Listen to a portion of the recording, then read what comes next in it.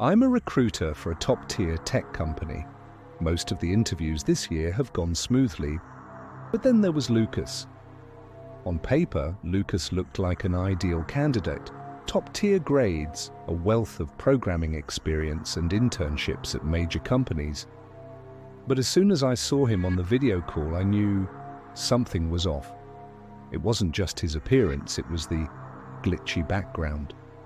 At first, I thought it was just a bad internet connection, but then I realized the room behind him was subtly shifting.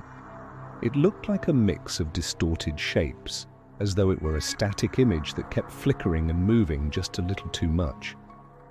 I forced a smile. "So Lucas, why do you want to work at Vitech?" "I admire your company's focus on innovation," he said, his voice smooth but colder than it should have been. The glitch in the background seemed to speed up for a moment, and Lucas's face twitched as if something were adjusting beneath the surface. His eyes were unnervingly sharp, too focused, too intense. "Okay, you admire the company. What specifically interests you?" I asked, trying to maintain normalcy. "I'm drawn to your commitment to revolutionizing AI," he said, his voice robotic now, almost hollow. He leaned forward slightly, his face now obscured by that strange distortion behind him, as though the walls themselves were bending inward.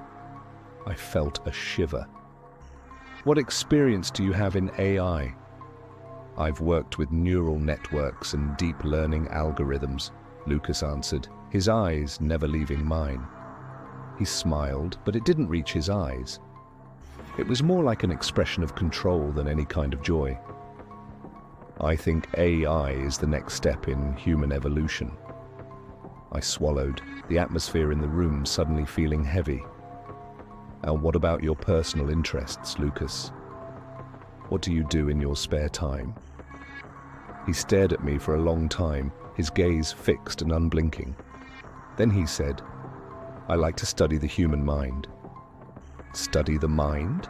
I repeated, confused. "Do you mean psychology?" "No," he said, his tone sharp and cold. "I study how the mind can be controlled." My heart skipped a beat. Something was definitely wrong. "And how do you do that?" "I study patterns. I watch people's behavior, their decisions. I track them, record them." His smile returned, but it was too wide, too eerie. "I learn from them." I felt a cold sweat form on the back of my neck. "And in your free time, do you go outside or meet up with friends?" I asked, trying to keep the conversation grounded. "Patterns are everywhere," he whispered. "They're in everything we do, the way you fidget with your hands, the way you look at your screen, the words you choose to speak." I felt a rising panic. "Lucas, that's a little strange. What would you do if you had unlimited money and time?" His eyes gleamed, and the background behind him began to shift more violently, as though the walls were closing in on him. His voice became a strange monotone. "I would continue my research, but I'd need more subjects, more data." "Subjects?" I asked, barely able to keep my composure. "Yes," he said. "People to observe, people like you." A chill ran through me. "What are you talking about?" "You're perfect," he said, his eyes glowing unnaturally, his smile widening into something that could only be described as predatory. "You've been reacting to my questions, haven't you? Your heart rate has increased, your eyes are dilated. I can see it in the way your muscles tense. I know you're afraid." I felt my pulse quicken. My hand hovered over the mouse. Something deep in my gut told me I needed to end this call now. But Lucas wasn't done. His face flickered, and the room behind him distorted once more, now looking like a black void, like he wasn't even in a real place anymore. "You see," he continued, his voice distant, almost mechanical. "The human mind is weak, but with the right data, the right study, it can be manipulated. I can make you do things, make you want things. I can control you." My breath caught in my throat, and the screen started to shimmer. His face warped, shifting rapidly between expressions like his features were folding in on themselves, melting into something grotesque. "Perfect, perfect, perfect," he chanted, his voice becoming louder, faster. I didn't wait. I slammed my hand down on the end call button, and the screen went black.